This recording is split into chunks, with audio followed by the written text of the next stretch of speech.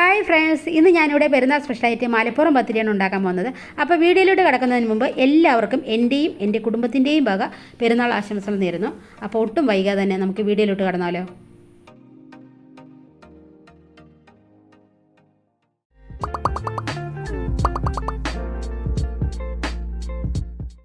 അപ്പോൾ നമുക്ക് പത്തിരി ഉണ്ടാക്കുന്നതിന് വേണ്ടിയിട്ട് നമുക്ക് ആദ്യം വെള്ളം ഒന്ന് ചൂടാക്കണം.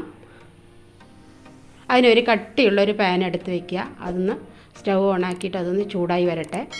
അതിലേക്ക് ഞാൻ 1/2 കിലോ അരിപ്പൊടിക്ക് 1.25 ലിറ്റർ വെള്ളമാണ് എടുത്തിരിക്കുന്നത് കേട്ടോ. അപ്പോൾ അതൊന്ന് തിളച്ച് വരട്ടെ. അപ്പോൾ അതിലേക്ക് 1 ടീസ്പൂൺ വെളിച്ചെണ്ണ ഒഴിച്ച് കൊടുക്കാം. ഇതെന്തിനാണ് വെളിച്ചെണ്ണ ഒഴിച്ചാൽ നമുക്കത് അടിപ്പിടിക്കാതിരിക്കാൻ വേണ്ടിയിട്ടാണ്. നമ്മൾ മാവിട്ട് നന്നായി വരട്ടിയെടുക്കുമ്പോൾ അത് അടിപ്പിടിക്കാൻ സാധ്യതയുണ്ട്. അപ്പോൾ അടിപ്പിടിക്കാതിരിക്കാനാണ് കുറച്ച് വെളിച്ചെണ്ണ ഒഴിക്കുന്നത്. വെളിച്ചെണ്ണ ഒഴിച്ചില്ലെങ്കിൽ കുഴപ്പമൊന്നുമില്ല. ഒരു ലോ ഫ്ലെയിമിൽ വെച്ചിട്ട് നമുക്കൊന്ന് വരട്ടിയെടുക്കണം. ഈ മാവ് വെള്ളമൊക്കെ നല്ലപോലെ തിളച്ച് വരുന്നുണ്ട്. ഇതിലേക്ക് ആവശ്യത്തിന് ഉപ്പും കൂടി ചേർക്കണം. ഇനി നമുക്ക് തീ ഒന്ന് കുറയ്ക്കണം. നമ്മൾ അരിപ്പൊടി ഇടാൻ തുടങ്ങുമ്പോൾ തീ കുറയ്ക്കണം. എന്നിട്ട് കുറേശ്ശെയായിട്ട് അരിപ്പൊടി ഇട്ട് കൊടുക്കാം. ഒന്നിച്ച് കൊട്ടാൻ പാടില്ല, കാരണം കട്ടയായി പോകും. നമ്മൾ എത്ര ഇളക്കിയാലും അത് കട്ടയുടയില്ല. അപ്പോൾ കുറേശ്ശെയായിട്ട് നമ്മൾ കട്ട ഉടച്ചുടച്ച് ഇതുപോലെ കുറേശ്ശെയായിട്ട് അരിപ്പൊടി ഇട്ട് കൊടുത്തിട്ട് എല്ലാവിടെയും ഒന്ന് ഇളക്കി വരണം. അപ്പം ഈ വെള്ളം കറക്റ്റായി ഇങ്ങനെ മാവും വെള്ളവും കൂടി സെറ്റായി വരുമ്പോൾ ഇതുപോലെ എല്ലാവിടെയും ഒന്ന് യോജിപ്പിച്ചെടുക്കുക. എല്ലാ മാവിൽ മുഴുവൻ വെള്ളം പിടിച്ച് വരണം. കാരണം അഥവാ മാവിൽ വെള്ളം തട്ടിയിട്ടില്ല എങ്കിൽ കുറച്ചുകൂടെ നിങ്ങൾ ചുടുവെള്ളം ഒഴിക്കണം. അത്രയേ ഉള്ളൂ. കാരണം ഇത് കണ്ടോ, ഇതുപോലെ എല്ലാവിടെയും ഞാനിവിടെ 1.25 ലിറ്റർ വെള്ളം കറക്റ്റാണ് ഈ 1/2 കിലോ അരിപ്പൊടിക്ക്. അപ്പോൾ ഇതുപോലെ ആകുമ്പോൾ കറക്റ്റായി വന്നിട്ടുണ്ട്. നമ്മൾ ചേർത്ത് ഇളക്കിയിട്ട് മാവും വെള്ളമൊക്കെ സെറ്റായി വന്നിട്ടുണ്ട്. ഇനി ഒന്ന് അടച്ച് വയ്ക്കുക. ഒരു അരമണിക്കൂർ അടച്ച് വെച്ചിട്ട് നമുക്കിതുപോലെ ഉണ്ടാകും. മാവിൻ്റെ പരുവെന്ന് പറഞ്ഞാൽ ഇതുപോലെ ആയി വരണം നമ്മൾ ഇളക്കി വരുമ്പോൾ. ഇനി നമുക്ക് ചൂടാറട്ടെ. നമുക്കിതുപോലെ നല്ല മാവൊക്കെ നല്ല പോലെ ഒന്ന് യോജിച്ച് വരണം. അതിന് നമുക്ക് ഒന്ന് ആറുമ്പോൾ നമ്മളിതൊക്കെ ഒന്ന് മയപ്പെടുത്തി എടുക്കണം. ഇതിനൊന്ന് ഉരുട്ടിയെടുക്കണം. ഇനി നമുക്ക് ഒരു ചപ്പാത്തി കല്ലോ അല്ലെങ്കിൽ ഒരു ടേബിളോ, നിങ്ങൾ ചപ്പാത്തി കല്ലില്ലെങ്കിൽ നിങ്ങൾക്ക് ടേബിളായാലും ഒന്ന് എടുത്തിട്ട് നല്ല വീതിയുള്ള കല്ലെടുക്കണം. അതൊന്ന് അതിലേക്കൊന്ന് എണ്ണ പുരട്ടി കൊടുത്തിട്ട് നല്ല വൃത്തിയാക്കിയ ശേഷം അതിന് മാവ് നമ്മൾ നല്ലപോലെ കുഴിച്ചെടുക്കണം. ഈ പത്തിരി ഉണ്ടാക്കാൻ വേണ്ടിയിട്ട് ഇത് മാവ് നല്ലപോലെ കുഴിച്ചാൽ മാത്രമേ പത്തിരി നല്ല സോഫ്റ്റായിട്ട് കിട്ടുള്ളൂ. അപ്പോൾ നമുക്കൊരു അരമണിക്കൂറോളം ഇത് കുഴച്ചെടുക്കണം. നമ്മൾ കുറേശ്ശെയായിട്ട് നിങ്ങൾ മാവ് എടുത്തിട്ട് ഇതുപോലെ പരത്തി നന്നായി തല്ലി പരത്തിയിട്ട് ഇതുപോലെ പരത്തി എടുത്തിട്ട് വീണ്ടും അതുപോലെ നമ്മൾ ഉരുട്ടിയെടുത്തിട്ട് നല്ലപോലെ ഒന്ന് മയപ്പെടുത്തി എടുക്കണം. സോഫ്റ്റാക്കി എടുക്കണം മാവ്. നമ്മൾ പൊറോട്ടയ്ക്കൊക്കെ തല്ലി കുഴയ്ക്കുന്നില്ല, അതുപോലെ ഒരു അരമണിക്കൂറോളം ഇതിനെ നമ്മളൊന്ന് മയപ്പെടുത്തി എടുക്കണം. ഇതുപോലെ ഒട്ടുമൊന്നുമില്ല നമ്മുടെ കയ്യിൽ. കുറേശ്ശെയായിട്ട് എണ്ണ നമ്മുടെ കയ്യിലൊന്ന് പുരട്ടിയെടുത്തിട്ട് നല്ലപോലെ ഒന്ന് ഉരുട്ടിയെടുക്കണം. ഒരു അരമണിക്കൂറോളം ഇതുപോലെ പരത്തി യോജിപ്പിച്ചെടുക്കണം കേട്ടോ. 2-3 തവണ ഇങ്ങനെ ഉരുട്ടി പരത്തി നല്ല രീതിയിലാക്കി വന്നാലേ നമുക്ക് സോഫ്റ്റായിട്ടുള്ള നമുക്ക് പത്തിരി ഉണ്ടാക്കാൻ പറ്റുള്ളൂ. കണ്ടോ, കയ്യിലൊന്നും ഒട്ടില്ല, കാരണം വെള്ളം കറക്റ്റാണ്. കണ്ടോ, നമ്മൾ കറക്റ്റായിട്ട് വെള്ളം എടുത്തിട്ടുണ്ട്. നമ്മളപ്പോൾ അതുപോലെ എല്ലാ മാവൊക്കെ നന്നായി വെന്ത് വന്നിട്ടുണ്ട് ഈ ചുടുവെള്ളത്തിൽ കിടന്നിട്ട്. ഇനി നമ്മൾ ഇതുപോലെ ഉരുട്ടിയെടുത്ത് ഒരു അരമണിക്കൂർ ഇതുപോലെ പരത്തി നമ്മൾ മാവൊക്കെ ഒന്ന് തല്ലി പരത്തി ഉരുട്ടിയ ശേഷം ഇനി ഇതൊരു പാത്രത്തിലേക്ക് ഒന്ന് അടച്ച് വയ്ക്കുക. ഈ ചൂടാറുന്ന വരെ ഒന്ന് അടച്ച് വയ്ക്കുക. അപ്പോൾ ഒന്നുകൂടെ ആ മാവ് ഒന്ന് സോഫ്റ്റായും കിട്ടും. ഒരു പദം കിട്ടാൻ വേണ്ടിയിട്ടാണ് നമ്മൾ ഒന്നുകൂടെ അടച്ച് വയ്ക്കണം. അപ്പോൾ കുറച്ചുകൂടെ ആറും. അപ്പോൾ നല്ലപോലെ ഒന്ന് ആറിയ ശേഷം നമ്മൾ ചെറിയ ചെറിയ ഉരുളകളാക്കി എടുക്കാം. ഒരു പത്തിരിയുടെ വലിപ്പത്തിലുള്ള ഉരുള നിങ്ങൾക്കൊക്കെ അറിയാമല്ലോ. നമ്മൾ ചപ്പാത്തിക്ക് ഉരുട്ടുന്ന പോലെ അതേ ഉരുള തന്നെ നമ്മൾ ഓരോ ഉരുളയായിട്ട് നമ്മൾ ഉരുട്ടിയെടുക്കാം. ഇതുപോലെ ഓരോന്നായിട്ട് ഉരുട്ടിയിട്ട് ഒരു പാത്രത്തിലേക്ക് മാറ്റി വയ്ക്കാം.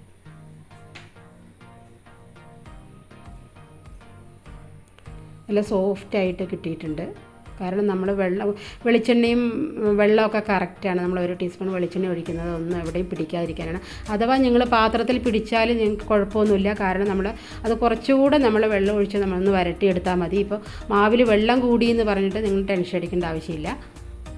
ഒന്നുകൂടെ നമുക്ക് നല്ലപോലെ ഒന്ന് വരട്ടിയെടുത്ത് അത്രയും മാവ് വെന്ത് കിട്ടുകയുള്ളൂ. അപ്പം നമുക്ക് ഓരോന്നായിട്ട് പരത്തിയെടുക്കാം. ഇതുപോലെ ചപ്പാത്തിക്കല്ലിൻ്റെ മേലെ നമുക്കൊരു കുറച്ച് പൊടി ഇട്ട് കൊടുത്തിട്ട് അരിപ്പൊടി ഇട്ട് കൊടുത്തിട്ട് ഓരോ ഉരുളകളായിട്ട് നമുക്ക് പരത്തിയെടുക്കാം.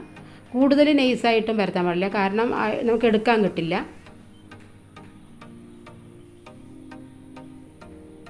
ഓരോന്നായിട്ട് ഇതുപോലെ ഒന്ന് പരത്തിയെടുക്കുക. ഞാനിവിടെ എനിക്ക് പാത്രം, ഞാനൊരു ടിഫിൻ്റെ പാത്രമാണ് കേട്ടോ എടുത്തിരിക്കുന്നത്. അത് കട്ട് ചെയ്തെടുക്കാം, കാരണം അത് ഷേപ്പായി കിട്ടില്ല, പത്തിരി നല്ലൊരു ഭംഗിയായിട്ട് കിട്ടണമല്ലോ. അപ്പോൾ അതിന് വേണ്ടിയിട്ട് ഞാൻ പരത്തിയ ശേഷം ഞാനൊരു ടിഫിൻ ബോക്സ് അതാണ് എടുത്തിരിക്കുന്നത്. അതിനൊന്ന് കട്ട് ചെയ്തെടുക്കാൻ വേണ്ടിയിട്ട്. നിങ്ങൾക്ക് വേറെ ഏത് നല്ല പാത്രം ഉണ്ടെങ്കിൽ നിങ്ങൾക്ക് വലിപ്പത്തിനനുസരിച്ച് നിങ്ങൾക്ക് പാത്രം എടുക്കാം. ഇതിൽ പിടിക്കാതിരിക്കാൻ നമുക്ക് കുറേശ്ശായിട്ട് പൊടി വിതറി കൊടുക്കണം. അപ്പോൾ എല്ലാം അവിടെ ഒന്ന് പൊടി വിതർത്തി കൊടുത്തിട്ട് ഇതുപോലെ ഒന്ന് പരത്തിയെടുക്കുക. എല്ലാവരും പത്തിരി ഉണ്ടാക്കിയെടുത്തിട്ടുണ്ടാവും, ഞാൻ അറിയാത്തവർക്ക് വേണ്ടി പറയുകയാണ്. അപ്പോൾ ഇതുപോലെ ഒരു ടിഫിൻ മാത്രം വെച്ചിട്ട് നമുക്കൊന്ന് കട്ട് ചെയ്തെടുത്ത് നല്ല ഷേപ്പിൽ കിട്ടാൻ വേണ്ടിയിട്ടാണ്. അപ്പോൾ ബാക്കിയുള്ള ആ വേസ്റ്റ് മാവ് നമുക്കൊരു പാത്രത്തിലേക്ക് മാറ്റി വയ്ക്കാം.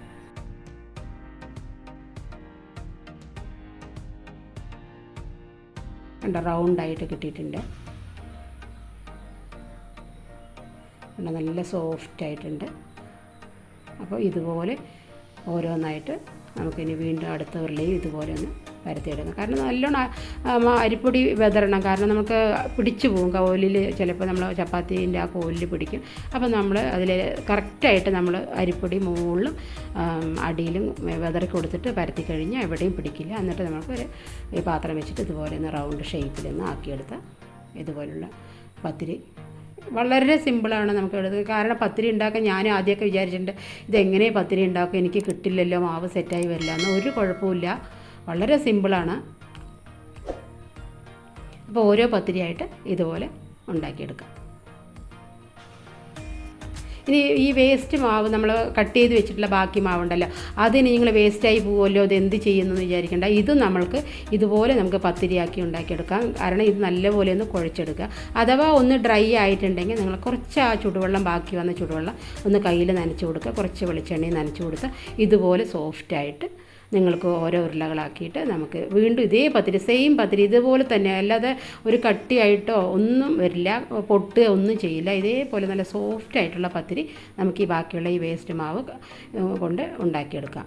അതൊന്നും വേസ്റ്റായി പോവില്ല. ഞാനിതുപോലെ എല്ലാ മാവും കറക്റ്റായി എടുത്തപ്പോൾ എനിക്ക് ഒരു 1/2 കിലോ അരിപ്പൊടിക്ക് ഒരു 30 പത്തിരിയാണ് എനിക്ക് കിട്ടിയിട്ടുള്ളത്.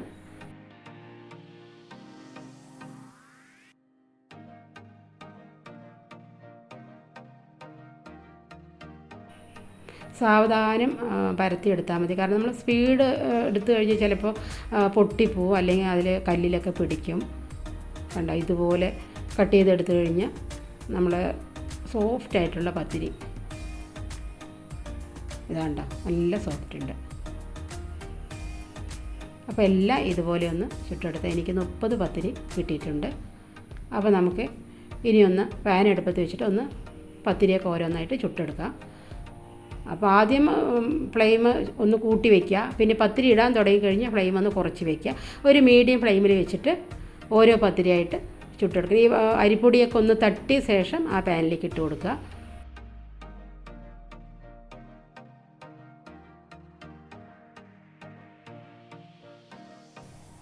ഒരു ഭാഗം ഒന്ന് ചൂടായി വരുമ്പോൾ ഒന്ന് മറിച്ചിട്ട് കൊടുക്കുക. അപ്പോൾ കല്ല് ചൂടാകുമ്പോൾ നന്നായി പൊള്ളി വരും. അപ്പോൾ ആദ്യത്തെ ആയതുകൊണ്ട് കുറച്ച് നമുക്ക് ചൂടാകാതിരിക്കുമ്പോൾ കുറച്ച് പൊള്ളൽ കുറവായിരിക്കും. അപ്പോൾ നിങ്ങൾ ടെൻഷൻ അടിക്കേണ്ട, അയ്യോ പത്തിരി പൊള്ളിയില്ലല്ലോ എന്ന് പറഞ്ഞിട്ട്. കാരണം കല്ല് ചൂടാകാൻ തുടങ്ങുമ്പോൾ നല്ലപോലെ പൊള്ളി വരും. നമ്മൾ ഈ കറക്റ്റായിട്ട് നമ്മൾ ഇളക്കി കൊടുത്ത് ആ ഇളക്കലും ആ മാവ് വരട്ടിയെടുക്കുന്ന പരുവം കറക്റ്റാണെങ്കിൽ, അതുപോലെ തന്നെ നമ്മൾ കുഴയ്ക്കുന്നതും നന്നായി പരത്തി നമ്മൾ കൈ കൊണ്ട് നല്ലപോലെ മാവിനെ നന്നായി ഒന്ന് കുഴച്ച് കൊടുത്തു കഴിഞ്ഞാൽ നമുക്ക് ഇതുപോലെ പത്തിരി, നല്ല പൊള്ളി പത്തിരി നമുക്ക് കിട്ടും.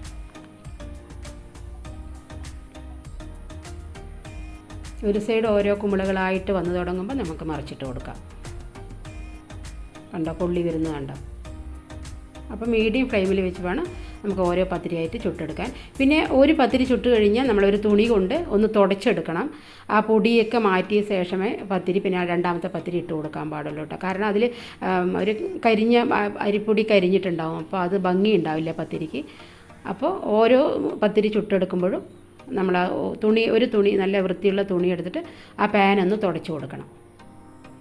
കണ്ടോ, കല്ല് ചൂടാകുമ്പോൾ നല്ലപോലെ പൊങ്ങി വരുന്നുണ്ട്. സോഫ്റ്റും ആയിരിക്കും, നല്ല പൊങ്ങി വരുന്നുണ്ട് പത്തിരി.